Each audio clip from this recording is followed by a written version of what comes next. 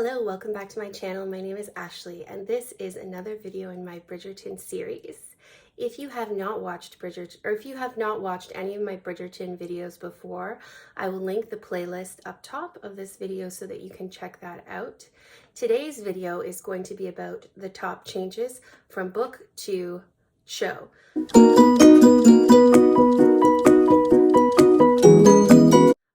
So I'm not going to go through all of them in detail, but I want to talk about the main ones because, yes, I did read the book for you so that I could tell you about these changes. So the most important one I want to talk about is the Duke, and they give a lot more context for how the Duke got the way he is in the book. So the Duke is born with a stutter. He has no mom. She died shortly after giving birth to him, and his father, all he cares about is name and reputation. And when he finds out that his son has this stutter, he basically says, I disown you, you're not my son, and he keeps him hidden away from society. But it's actually his nurse who helps him learn how to overcome the stutter. And what ends up happening is he writes to his father never opens those letters, and they do show quite a bit of this in the show, but what they don't show you is his father refused to give him an application to Oxford. And so what he does is he shows up at Oxford University with his title, and he says, you must have lost my application. And they say, yes, sir, you're correct. And they let him in. And there at Oxford, he makes a name for himself. Now, how does he make this name for himself? Well, number one, he very rarely speaks. And the reason for that is because of the stutter. But that actually gets interpreted by everyone as arrogance, as alluring and elusive, so he becomes very popular. On top of that, he has a very close circle of friends, of which Anthony Bridgerton, the eldest Bridgerton, is one of them.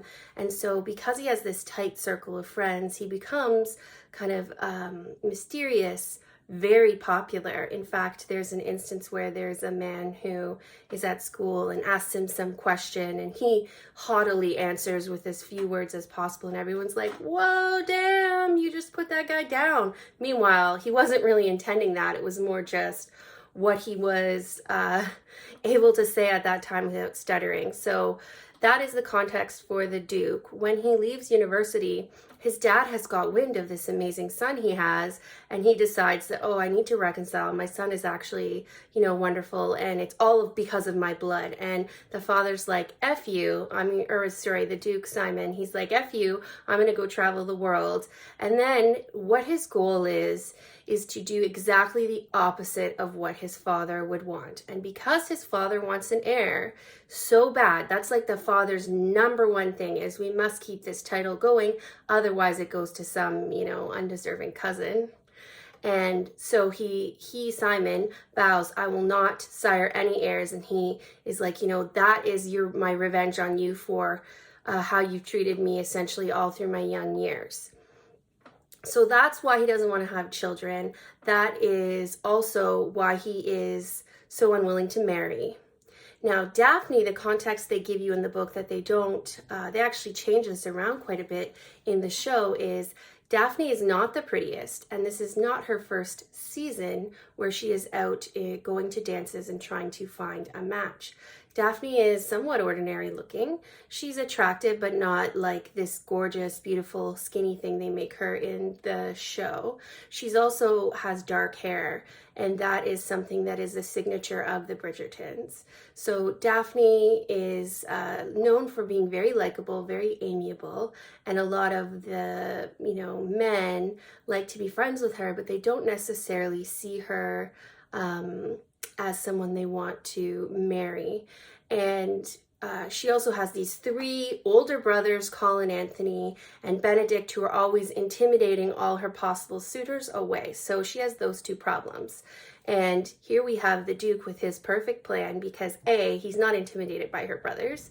B, he is going to make other men think of Daphne in a new light, in a light of, well, maybe I want to marry this woman. The Duke wants to marry her. There's got to be something there. Well, maybe I misjudged her initially. And so that is the context for why Daphne decides to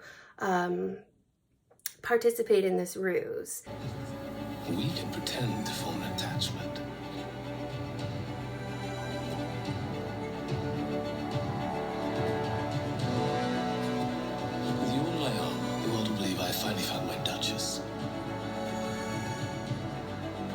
Every presumptuous mother in town will leave me alone, and every suitor will be looking at you. Let me tell you a little bit about some of the characters that aren't included in the book but are in the show and what I think about them. So number one, we don't have any Marina Thompson. Marina Thompson, if you've watched any of my other videos, is one of my favorite characters. I really hope they bring her back for season 2, though I'm not sure that they will. She's not in the book at all. Lord Featherington and his gambling problems, also not in the book. In fact, he's actually dead in the book. It also so having Lord Featherington in the show also leads to that intrigue of who killed him and now who's coming to take over the Featherington estate. I'm really looking forward to how they handle that in season 2. The modiste, she is not in it at all. Neither is Sienna. I don't know if I really like the whole Sienna plot line. I like the modiste. I like her a lot. In fact, I thought she was Lady Whistledown. I think they kind of try to make you think that she is. In addition, they don't have any of the Queen. That is, you know, the fact that they put this Black Queen in is, I loved the Queen's role. I loved how indifferent she is. I just love that actor, and she portrayed the Queen excellently.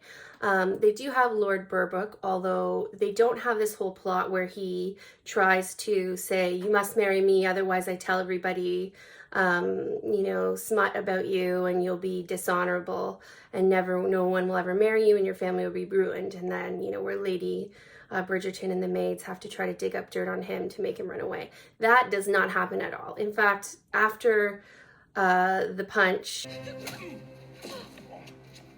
where Lord Burbook, he's actually just pretty harmless. He gets drunk and he asks Daphne to marry him and tries to, I don't know, get up in her grill, and she kind of knocks him over, and that's actually how the Duke meets her. So he's thinking about coming to her aid, but she has it well in hand, and I think that's quite charming from his perspective. There also isn't any boxing or this friend who's like a boxer. I mean, I thought it was very weird that they put that in. I think you could have just cut that part out, but I get that maybe they're trying to appeal to a wider modern audience by including that in, I guess. Yeah, so no boxing. There's no boxing. There's no boxer friend who has like this loving family, and there's really just no boxing. I don't know what else to say. I don't think they needed to have that in there, but I guess they were trying to appeal to a wider audience. So yeah, I don't think that needed to be in there at all. Benedict and the art scene, that is also not in the book whatsoever, and I'm glad they included that. In fact, I really wish they made Benedict gay. Am I the only one who was watching that and thinking, is Benedict gay? Oh, he's gay. He's for sure gay. But they kind of like bait and switch you on that. You also don't learn a lot about Eloise. Maybe you do in the later books, but in this first book, which is called The Duke and I, by the way, you can read it. It's all the Bridgerton books, there's one for every sibling, are out now. So you can read any of them if you want to. And I think they're kind of one book per season with obviously some extra plot points thrown in there. But where was I? Eloise, she's not really developed in this book, neither is Penelope, but I'm kind of glad that they did that because those side characters are like some of my favorite. I actually find Daphne and the Duke can be a little bit boring sometimes. Don't hate me. I like them. I like them still, but you know, I'm excited for other characters to have their sort of spotlight. So these are my top changes from book to show. Let me know if you've read the books and what you think. Did they do a good job of adapting it to a modern audience in a modern time? What do you think is going to be happening in season 2? It's been renewed. Let me know in the comments down below, and if you could subscribe to my channel, I'd really appreciate it. I'm a small, new creator, so I really need the encouragement. Thank you so much for watching. I will see you in my next video. This is Ashley saying goodbye.